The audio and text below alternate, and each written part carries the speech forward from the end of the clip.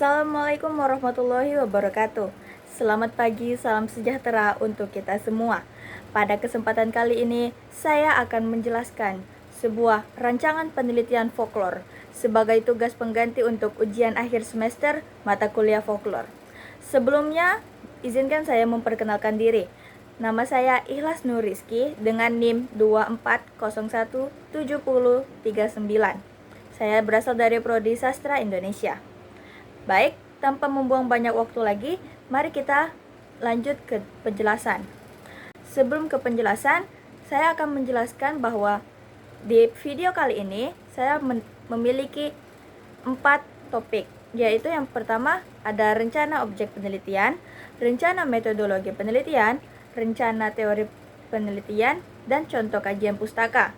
Baik, yang pertama ada rencana objek penelitian. Objek penelitian yang saya pilih adalah tradisi Tabot. Tradisi Tabot merupakan salah satu upacara tradisional di kota Bengkulu. Tabot dirayakan dari tanggal 1 sampai tanggal 10 Muharram pada setiap tahunnya, dengan tujuan untuk memperingati kematian Hasan dan Husain, yaitu cucu Nabi Muhammad SAW, oleh keluarga Yazid dan kaum Syiah dalam peperangan Karbala di tahun 61 Hijriah. Tradisi Tabot awalnya untuk mengenang upaya pimpinan Syiah dalam mengumpulkan potongan tubuh Husain yang diarak di makam Padang Karbala. Tradisi Tabot berasal dari kata Arab yaitu tabut yang berarti peti kayu. Tradisi ini dikenalkan oleh Syekh Burhanuddin atau biasa disebut Imam Senggolo pada tahun 1685 dan dilaksanakan setiap tahunnya pada tanggal 1 sampai 10 Muharram. Upacara ini merupakan bagian penting bagi identitas masyarakat Bengkulu yang diteruskan oleh keluarga keturunan Tabot. Selanjutnya di rencana objek penelitian ada topik permasalahan yang diangkat. Dalam penelitian kali ini, topik yang saya angkat adalah pengaruh tradisi Tabot terhadap kehidupan sosial dan budaya masyarakat Bengkulu, serta strategi pelestariannya sebagai warisan budaya tak benda. Selanjutnya di rencana objek penelitian ada alasan memilih topik dan objek. Di sini saya akan menyebutkan yaitu alasan memilih topik. Kenapa saya memilih topik ini? Yaitu yang pertama ingin memahami pengaruh tradisi Tabot terhadap kehidupan sosial dan budaya masyarakat Bengkulu. Tradisi ini tidak hanya menjadi bagian dari ritual keagamaan, tetapi juga mencerminkan nilai-nilai kebersamaan, solidaritas, dan identitas budaya masyarakat. Yang kedua ada ingin merumuskan strategi pelestarian yang relevan untuk menjaga keberlanjutan tradisi Tabot sebagai warisan budaya tak benda. Tentu saja modernisasi dan perubahan sosial menjadi ancaman bagi tradisi Tabot, dikarenakan kurangnya peminat serta keinginan untuk menjaganya. Maka dari itu, penelitian ini dilakukan untuk mencari cara agar tradisi ini terus berjalan. Selanjutnya ada alasan mengapa saya memilih objek folklore. Alasan mengapa saya memilih ini karena sebagai warga asli Bengkulu, saya merasa tradisi Tabot memiliki makna yang dalam bagi kehidupan sosial dan budaya masyarakat di sini. Tradisi ini bukan hanya bagian dari sejarah, tetapi juga mencerminkan identitas daerah yang patut untuk dilestarikan. Dengan memilih tradisi Tabot sebagai objek penelitian, saya ingin berkontribusi dalam memahami dan menjaga kelestariannya agar tetap relevan dan dihargai oleh generasi mendatang. Selanjutnya, ada rencana metodologi penelitian. Pada rencana metodologi penelitian ada metode penelitian. Pada penelitian kali ini, metode yang saya gunakan adalah metode penelitian deskriptif kualitatif.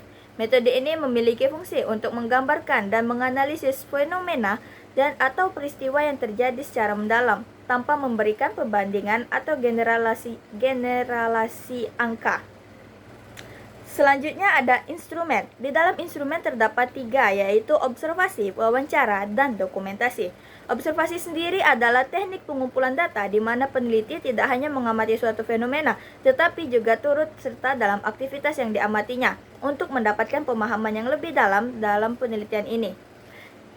Untuk penelitian ini, saya akan mengikuti prosesi Tabot secara langsung, seperti pembangunannya, ritual upacara, hingga acara penutupan untuk memahami setiap kegiatannya.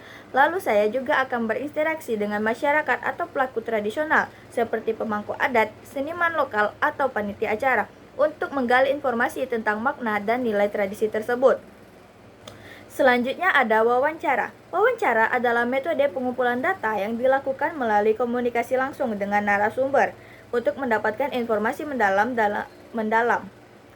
Dalam penelitian tradisi Tabot, wawancara bertujuan untuk menggali pandangan, pengalaman, dan pengetahuan narasumber terkait tradisi tersebut. Dalam wawancara, tentu saja kita memiliki informan. Pada kesempatan kali ini, informan saya adalah yang pertama, pemangku adat, kedua, keluarga kerukunan Tabot, dan yang ketiga, pelaku tradisi.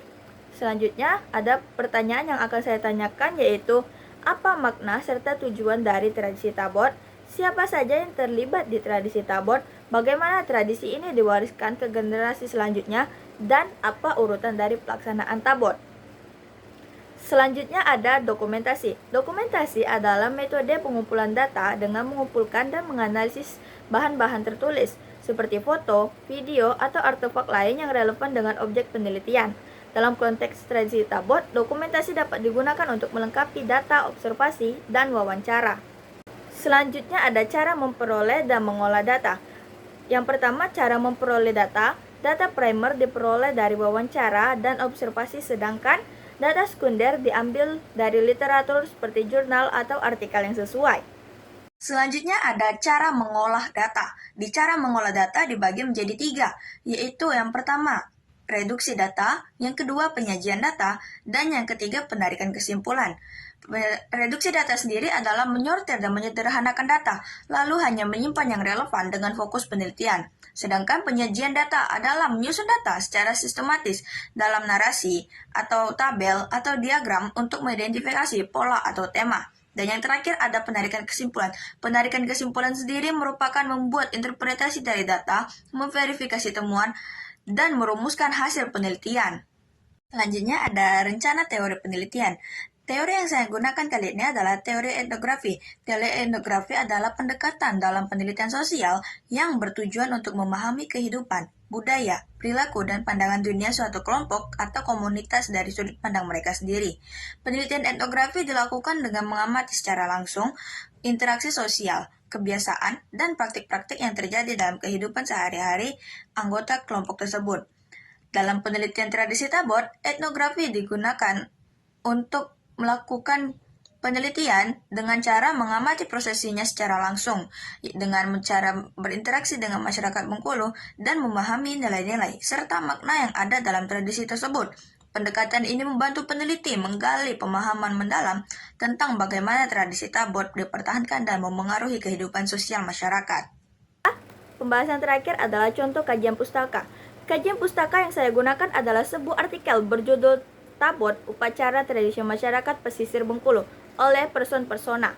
Selanjutnya adalah persamaan dan perbedaan dari kajian pustaka yang saya ambil dengan penelitian saya.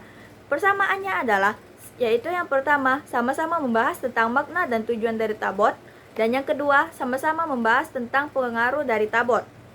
Sedangkan perbedaannya adalah, perbedaan dari penelitian saya dengan artikel ini terletak pada fokus penelitian. Artikel ini lebih mengutamakan sejarah, prosesi, dan simbiolisme tradisi Tabot di Bengkulu. Sedangkan penelitian saya berfokus pada pelestarian tradisi Tabot, serta dampaknya terhadap masyarakat, sosial, dan budaya. Baik, sekian saja penjelasan untuk rancangan penelitian saya kali ini. Bila ada salah kata atau ucapan, saya memohon maaf. Wabillahi taufiq wal hidayah. Wassalamualaikum warahmatullahi wabarakatuh. Terima kasih.